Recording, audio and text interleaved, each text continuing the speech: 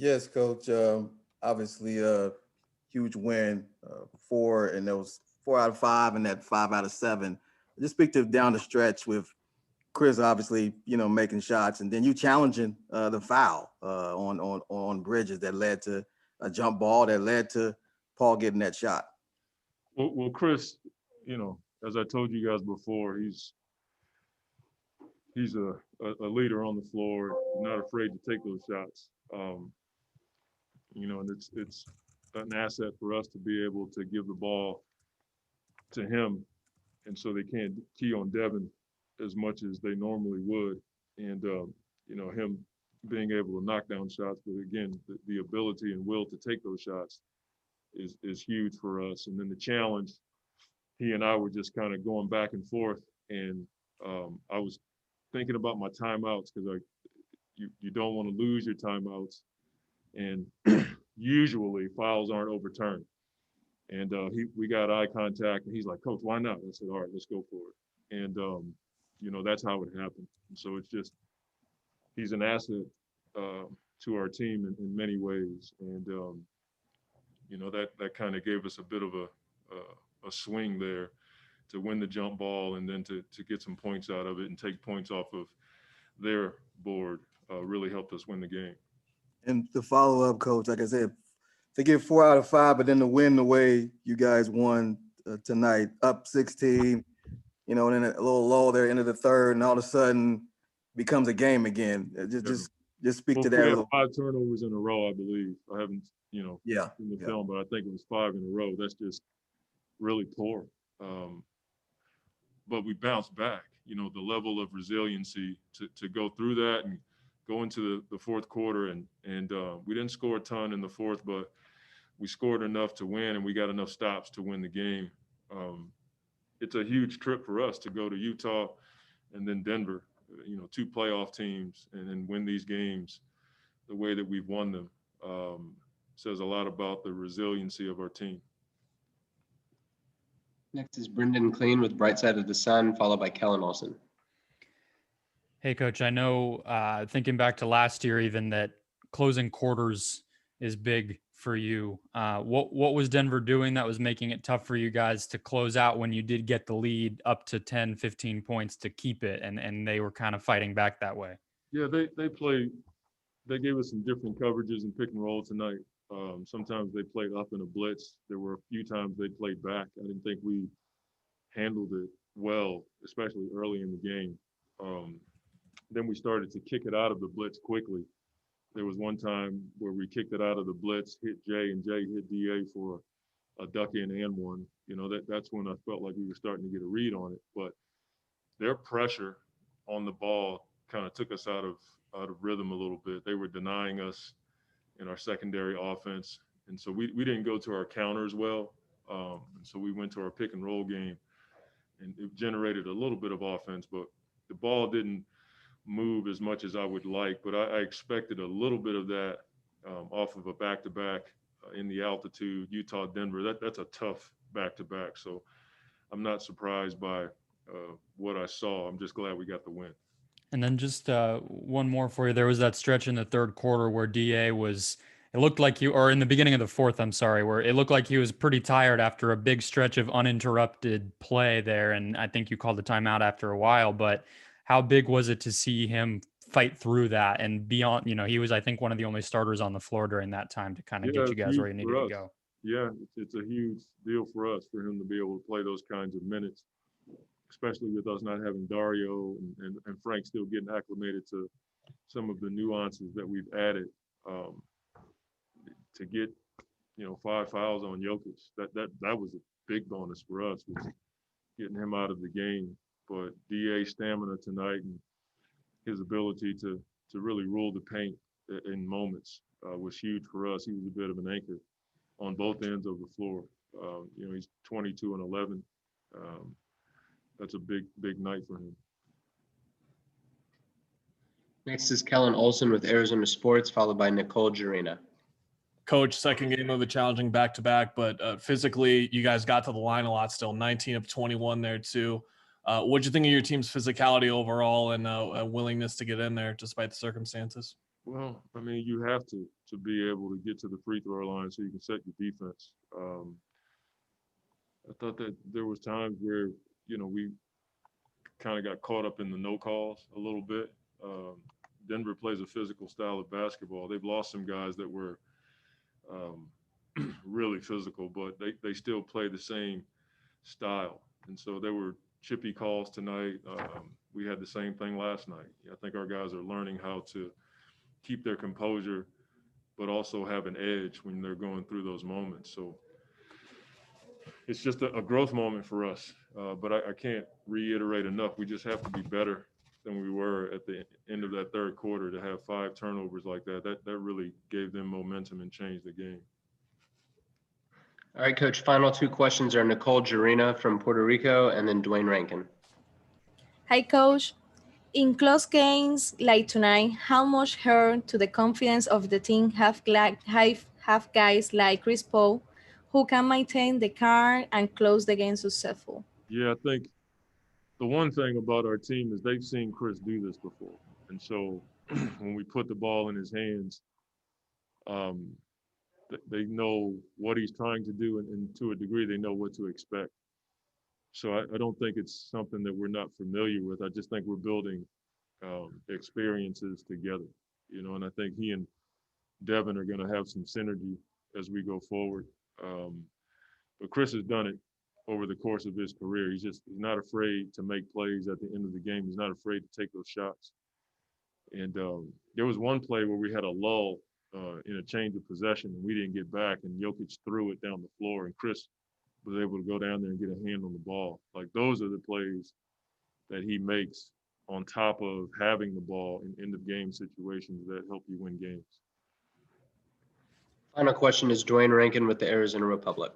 Your coach, obviously go back home and don't get any easier. You got the Clippers, and then you have the Raptors, and then a 3-game road trip out east. Just speak to just that constant challenge of now guys have established who they are and what they can, how they can play, and then trying to continue that against really good teams.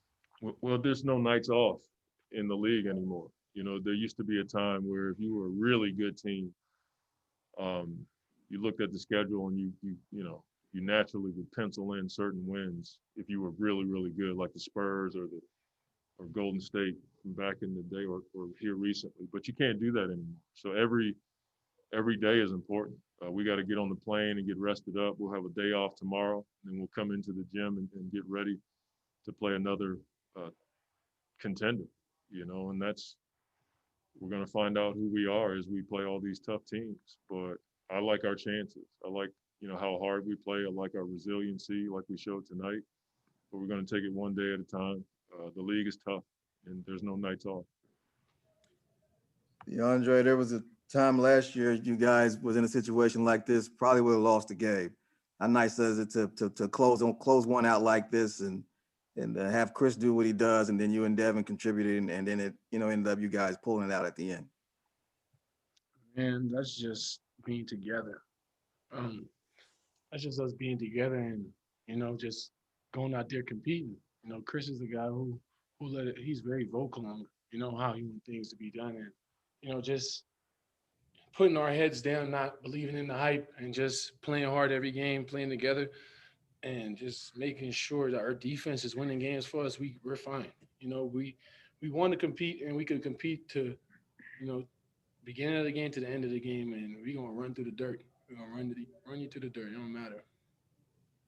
And just a quick follow-up, it seemed like you've been trying to find your way offensively and within the offense. I thought tonight, obviously, the points were there, but you were, scoring in different ways. How are you now getting more comfortable and blending with, because it's new teammates you got. These are totally new guys that you're blending in and getting your offense going. I really don't care about offense. You know what I'm saying? I'm just the anchor I'm just the anchor for the defense, to be honest. I let the game come to me. But finding my ways around the offense is just, being more of a threat. You know what I'm saying? It's only 5 games. It's only been 5 games. So I'm not really tripping on offense. Our defense is winning games. So that's what the Suns, that's what this organization need, to have. When we get punching them out, what we do. Like, how do we answer back? We already got offense. I I've never seen so many shooters on one team. So just yeah, offense isn't my thing. I rather defense than anything. But tonight it was a good night. They found me and I was competing. Next is Kellen Olson with Arizona Sports, followed by Dave King. Hey, DeAndre, to start the fourth quarter there, it was a it was a stretch of uninterrupted play for about 4 to 5 minutes, but you were still out there impacting every possession. How big was that stretch for you personally playing through? From our eyes, at least, looked like the legs were getting there a bit. Monty had Frank at the table, and you were still out there, man, just every possession. You trust me. It's just trust, you know. I let it be known that I'm one of the best defenders on this team to where you can trust me with anything. We can 1 through 5. I could wall you up at the rim. I just, just having that trust, the coaches trusting me, it means a lot. And it's a big responsibility that I do not take for granted. My team depend on me to, be that guy in long stretches. So I try my best to stay out of foul trouble and just, play solid as possible and bring what I can bring to the game. Next is Dave King with Bright Side of the Sun, followed by Brendan Clean. Hey, DA, that was your 5th game in 7 nights and your 6th game in 9. And that is a lot of basketball at once. You look like you guys hit a bit of a wall there in the 4th, got tired, but you pushed through and still finished off that game. How important is that? That's fun, man. It's about time. Mind you, I haven't played basketball since. You know what I'm saying? So any type of competition or something with basketball with a ref and another team, I'm ready. And so we're not really looking about how many games we played in how many days. We just, what I'm saying? We're going to run through the dirt. We don't care. We're going to run through the wall. We don't care. We just want to compete, and we have a lot to prove. This is just 6 games, and we have a whole second half of the season that's not even in existence yet. So, things we're seeing right now is just a little development. It was just us getting to know each other more, building up our chemistry. There's a lot more to be shown. Next is Brendan Clean with Bright Side of the Sun, followed by Nicole Jarina. Hey, DeAndre, you mentioned the other day, that this point in the season last year, you were already away from the team and that you were looking forward to having the ability to kind of build off of each game over time. How have you felt yourself kind of getting acclimated over the course of the season so far, getting better each game? It's super personal for me. It's emotional too, just me finally playing, a seat in the beginning of a season, ever since my rookie year. It's been a while. So, it feels new. It feels like this is my 2nd year, to be honest, but I know so much about this league now. It's a little advantage, but it's weird in a way. But yeah, just being on that court and being with a new team, it feels good because our culture and our organization is locked in, and we just want our guy to win. Final 2 questions come from Nicole Jarina from Puerto Rico, and then Gina Mizell. Hi, DeAndre. What was for you the big challenge in the matchup with Jokic? I've been competing against Jokic, since I got in this league. To me, he's the best, one of the best bigs in this league, that can do everything. And, I look up to him in some way and, learning his IQ and how his pace and his poise and, how he sees the floor, how he open up the floor and get his teammates better. I just know I have to bring that A game to him and, playing solid and not doing too much and, just playing the way I play. And me, I love to compete, so I'm going to bring it to you. And, I just love playing against him. That's the best. I want to play against the best.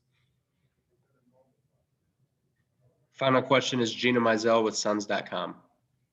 Hey, DA, when you talk about being the anchor on the defensive end, where do you feel like you were even more improved defensively, even maybe since the bubble coming into this early part of the season? Switching on guards, I'm trying to prove a point, just going out there guarding these guards and my teammates behind me, trusting me when I'm in the ISO with a guard and, just locking in, not falling for any up fakes and pump fakes and stuff like that. But, just switching on these guards is a big matter in this NBA, and that's a huge deal. So just having the ability to do that, that's our secret little weapon.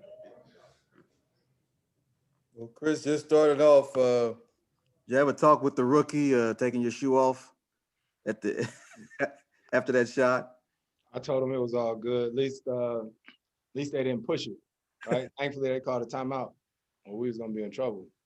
Right, right. But just again, a win like this and down the stretch, you guys were up in the third, up 16. They obviously got back in it and took a lead. But what does it say about you guys to hold them off and make plays at the end? Obviously, with you being part of that. Yeah, it just shows our resilience. Jay Crowder, rightfully so, got on me and Book about our third quarter and how we closed it out. And we got to be better. These growing pains for us. I know it's early in the season, but sorry that I say the same thing. We want to learn in these situations and win at the same time. And just to follow that up, I know that, like you just said, early in the season, but you guys currently have the best record in the league. Mean anything? Doesn't mean anything? It's early. It's early. It's a long season. We always say this. We're just trying to pile up wins. Trying to pile up wins. It's a new format as far as the playoffs and all that this season. So every game matters. Next is Kellen Olson with Arizona Sports, followed by Brendan Clean. Hey, Chris, DeAndre had a good night, and in particular, there was that 4 to 5 minute stretch to open the fourth where it felt like he was impacting every possession. What'd you see out of him tonight specifically? Just aggressive. He was aggressive on both ends of the court, and we need him to be like that. Some things that he does, it doesn't show up on the stat sheet. When he rolls and Mikal gets a wide open three, or it's so many ways that he can impact the game, and I think he's starting to see that.